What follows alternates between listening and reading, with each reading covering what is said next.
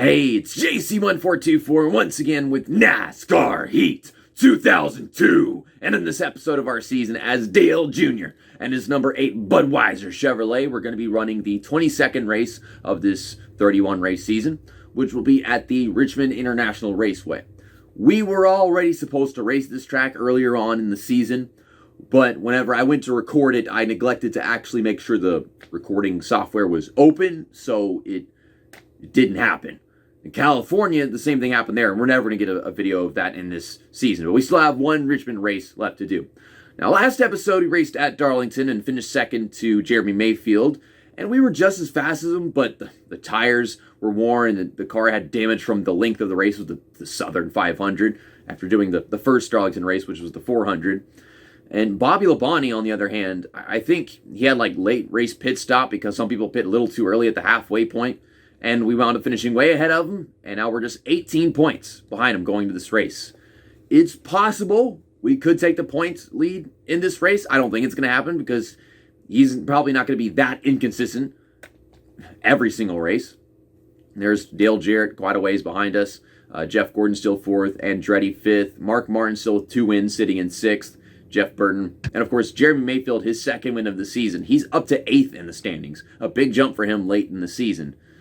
Rusty Wallace has fallen to 12th recently. Ricky Rudd is trying to move forward, but it's like he'll start well, not finish well every single race. Robbie Gordon's had a lot of great runs lately. I think he finished 3rd last episode. But yeah, Richmond. I think I'm pretty fast at Richmond, but whenever the pack is slower than you and you get into that pack, you can't be as fast anymore because of your surroundings. So then you're not actually that much faster anymore. Go, go, go, go. Home Depot. I need a haircut. I'll get a haircut at the end of the year. We're at the end of the year. What am I talking about? So, last the first challenge for us, like always. Elliott Sadler, Kevin Harvick, Mike Wallace-Contrader. Same stuff as always. I think it was Kenny Wallace that I started next to in the first Richmond race, and then he blew a tire, causing me to get stuck 2 laps down, so I finished terrible here whenever I could have probably won the damn thing. There's Rusty Wallace, Jeff Burton, normal stuff. See, Kenny Wallace is starting 14th this time. Maybe that's a good sign. Bobby Labonte's on the pole, so I basically have to win this race in order to not lose points, huh? Unless Jeff Gordon, Mark Martin, one of these guys, probably someone on starting the inside is more likely to take it from. I think people on the outside just fall straight backwards because that's how the AI are programmed. Click next. It's going to ask me if I want to save the game because that's what it does after you do the qualifying. And that's actually how I save the game is I go on to the next race, click qualify, and I come back and I save it after that because you know you can just redo the qualifying. We can click on it again. It'll change the qualifying results.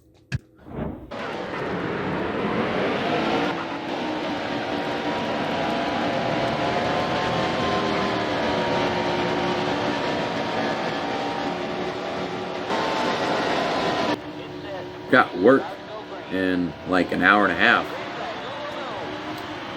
and I really want to get me a mocha frappe from McDonald's.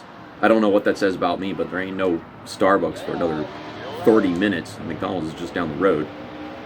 Like, this car can be loose, I'm not driving it hard enough, but then tight if I'm actually being aggressive. And the worst part about it is, like, it sucks whenever I'm tight and there's cars around me because I have to constantly check up and then I don't get anywhere. So we're like just barely faster than them until like we're on our own. We have room to like really work. Good, I'm going 3 wide, 2 rows of 3 wide. I'm trying not to drive onto the apron. My guy shifts down to 3rd gear. We're still ahead of Kevin Harvick though. Oh my God. I wanted to stay on the inside so I wouldn't drive into Kevin Harvick, but he wasn't actually on my outside anymore. I mean, the spotter said that he was, but I knew he wasn't. We'll get there eventually. It's going to take forever. I just bumped into Matt Kenseth, and he decided to drive into the wall. That's the kind of stuff that throws cautions for no reason in this game. Oh my God, Ricky Rudd up there on the top lane is just falling back. That's what I'm talking about. They start on the outside, and they just fall backwards. Very badly. Think about sending on Contrader, probably not the best idea. Oh my God, here we go again. I just bump into them because they won't go and they drive it into the wall. stupid Kinstraight over here screwing Sterling Marlin. He probably deserves it because he murdered my father. Look at Elliott Sadler. He started right next to me. Because he started on the inside, everyone on the outside fell backwards and he got to pass him. And there's Jeff Gordon. I don't know how. I guess Jeff Gordon started second. He started second. Just because he was on the outside, he got screwed this badly. And of course, there's Ricky Rudd. And I've got a car to race, so it's making me drive very slowly and all over the damn place. I can't drive the track properly with a car next to me. Okay, so we're clear, but you can't enter the corner like this. You have to come from the top and dive to the inside. And if you're on the outside for too long going into the corner, then you just get stuck up there. It's a very tight car. But I probably wouldn't want a looser because the back end kicks out in this game. You touch anything, whether it be the apron, the wall, or another car, the damn thing will just do a full freaking 180, and it sucks.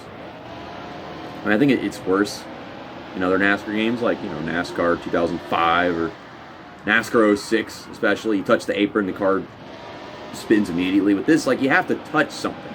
And your car has to be not set up right, which by default it is not set up right at some tracks. I think places like Michigan and Charlotte in this game are kind of rough. And oh my God, why are you slowing down there? Please don't wreck. Did he wreck? I think he wrecked. That's going to be a caution. Oh my God. We don't usually get cautions for anything I do. Usually it's them blowing a tire or some shit. But they keep driving slow coming off the corner. And I bump into them and they're like, ah! Ah! Well, anyways, going green with 28 laps to go. Caution was about 4 laps. I think a bunch of people at the back of the field pitted. So I'll probably gain like a couple spots under that caution. I don't know who up front pitted. I don't pay any attention. Okay, I'm not going to hit you, Mike Skinner, okay? I'm going to drive underneath you. That's what I try to do every time. It's like I know I'm going to get a run, so I get underneath him and I just get on the gas and go because the turn is over. But like them, they can't comprehend that. Now this time we have single file restart. So, less people on the outside, just dropping back and worried about getting stuck in that position. But still, someone gets passed and they're on the outside. And if they get passed by multiple cars, then it just doesn't stop. It's just a long train of cars passing them. So Bobby Labonte somehow fell to second, and Ward Burton led all the laps on that caution. So right now, I think Labonte's only led 1 lap. But he's back to the lead at the moment. Go underneath Jeff Gordon. Bump into him. He's going to send it into the wall. Well, he almost did. He kept control of it. I think it's if you do it like in the middle of the corner or off the corner. If you do it in, probably not as bad. Damn it. Freaking Dale Jarrett over here. Mayfield, stop it. It's like, get on the gas. Go. I don't think I'm loosening them up. Whenever they drive in the back of my car, it doesn't do that. There are different playing rules or something like that. How their cars handle versus mine. Like, their cars lack a lot more stability. It varies from track to track. My car can be loose on its own, but it's not typically the AI that wreck me at races like Michigan and Charlotte, like I just said. Yeah, Kurt Busch up here having a good race. And I was just mentioning earlier that Bobby Labonte lost the lead to Ward Burton. Well, now he's lost it to Jeff Burton. I don't think any of them ever actually drive away from it. Like the fast cars, they just continue battling back and forth for the lead. I guess the guy in the lead always does something to let the lead go. So, I don't know if that's good racing. Maybe if the race was long enough, we'd actually see someone take the lead and pull away. But like Bobby Labonte is the fastest guy in the game, so I don't understand how he's just giving it away every damn time. Then again, races where Matt Kenseth is just running great whenever he never does.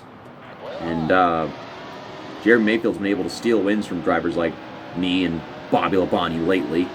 I had damage last race, that's something else. And Bobby Labonte went into the pits with just a few laps to go.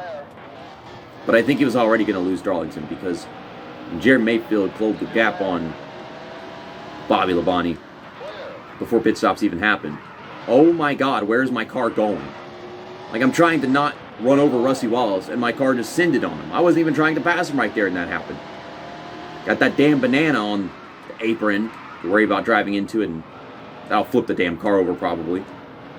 We're up to third right now, and I'd like to lead a lap at some point, so I can be tied at least with Bobby Labonte and the whole lap sled kind of thing for this race. Labonte keeps on trying to pass him, and Jeff Burton keeps driving in the middle of the track. It's like, well, we're faster than them. We get next to them, and suddenly it's like I have to drive way slower. Otherwise, I bump into them or some dumb shit. It has something to do with their programming, because Jeff Burton is not actually trying to drive away.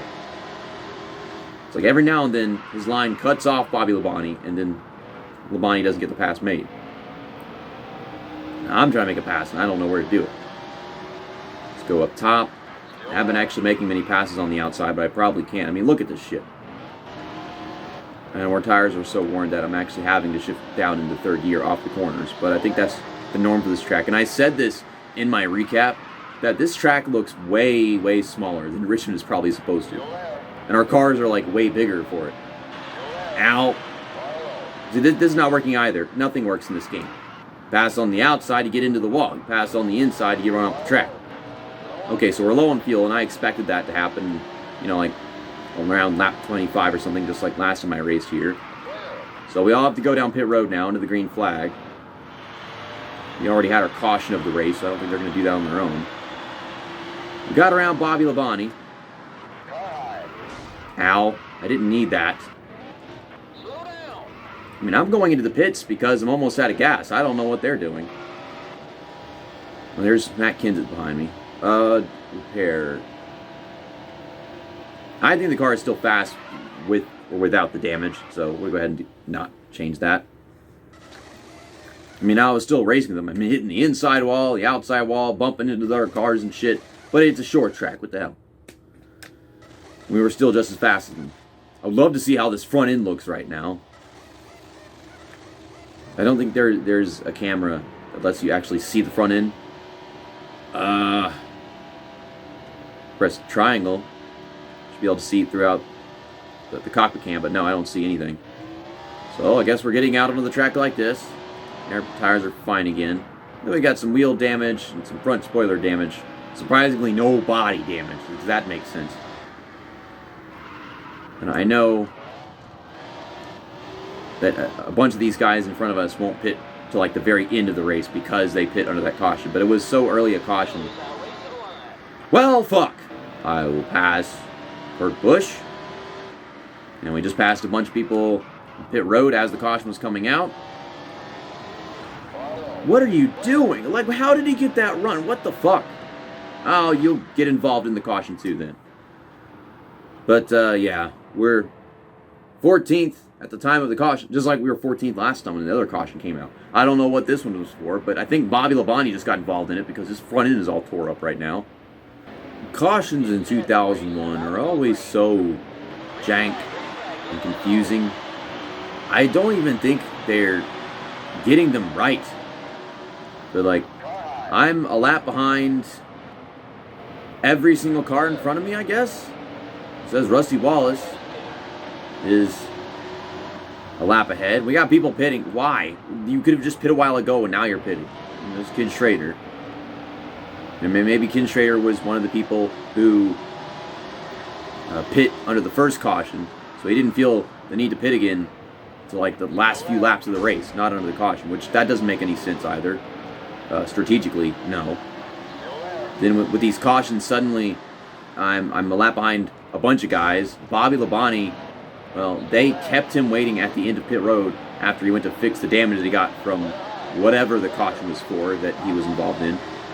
I think he's actually plowing his way to the field right now behind me, despite not having a hood. So yeah, the AI are not affected by their damage. They're affected by fuel, and that makes them pit, but nothing else. And oh my god, I have so much damage that I am just plowing into every damn corner. And I'm still faster than these guys. Don't matter, because still gotta get my lap back. And of course, I don't have the time to do that. You said that Mark Martin was leading the race a while ago, and he's in front of me. And then there's all these cars over here, like Dale Jarrett, Ward Burton. Matt Kenseth started in front of me at the restart, and he's all the way up there somehow, so I don't know how that happened. This is so freaking confusing. I guess at some point I got my lap back with one of those cars. Which is weird. What are you doing? Okay, you're pitting. But why'd you have to do it like that? They don't stick their hand out the window or anything. They just throw it down into me. I'm getting hit by all these cars around me because of that. I mean, we're not going to be making up any positions, but I'm still trying to stay ahead of Robbie Gordon and Bobby Labonte. Now, to be honest, I didn't think that we would finish a few spots ahead of Bobby Labonte. I thought we'd finish way ahead of him because of all that damage and him having to wait at the end of pit road. But no, he's still right behind us after all this shit. And now he's gotten up to... I'm making up positions. We got people pitting on the last lap of the race. I mean, I guess those cars I was just seeing go down, like Tony Stewart, Ken Schrader, whoever else. We made up a few spots, like 3 spots coming to the white flag. This is so dumb and so confusing. I don't know what the hell is going on. Okay, we'll finish a couple spots ahead of Bobby Labonte still because all this traffic. And it's probably not worth that many points or anything because it's all the way down to the bottom of the top 10s. We might have made up like, I don't know, 6 or 7 points. And we're wrecking after the race is over. What button is your race winner? And Dale Jarrett just gained a bunch of points on me and Bobby Labonte, I suppose. I guess same thing with John Andretti. Jeremy Mayfield just had a great run to support his win last episode. He's on a string of great finishes at the moment. Jeff Burton, I knew he was going to lead the most laps ever seeing the statistics under caution. He finished 5th. Good run for Rusty Wallace again. There's Mark Martin in there. He lost a lot of positions at that final restart. He was leading coming to it. And we finished 2 positions ahead of Bobby Labonte, but he led laps at the beginning of the race. So we only gained 3 points on him in this one, so he should have like a 15-point lead now. The game says that Ricky Rudd finished 10.7 seconds behind Ward Burton, and then he finished on the lead lap, but behind people that were a lap down. Huh? What? Wait a second. How do you finish on the lead lap, but finish behind people that are a lap behind? What in God's name am I looking at right now? Okay, then. Okay, Tony Stewart led some shit in there. Do. Anything abnormal down here? Sterling Marlin had a terrible day. I don't even want to look at the lap-by-lap progress because it's not going to make any sense. And yeah, here are the standings. Dale Jarrett closes the gap a little bit, but he's still far behind. Jeff Gordon was already in front of John Andretti, right? I think so. And yeah, and John Andretti, he's 1 point behind him, so he's almost back to 4th place again. And nothing really changed with the order right here, I suppose. Jeremy Mayfield still 8th. Ward Burton finally got a win. I think I might have taken one from him at California. Oh, God. I'll see you guys next week whenever I play this game again on the channel. If I have the time to, have motivation to, I've been just so weighed down by my work schedule lately. And I don't feel like I'm even going to get overtime somehow. But yeah, next week we're going to New Hampshire. This race is actually supposed to be the final race of the season because in 2001 they rescheduled it after the terrorist attacks. But I'm guessing this game came out before that happened or something? Not entirely sure. I think NASCAR Thunder 2002 came out after it, and it still had this schedule right here with all the tracks in the game. See you next time. That's that, and episode over.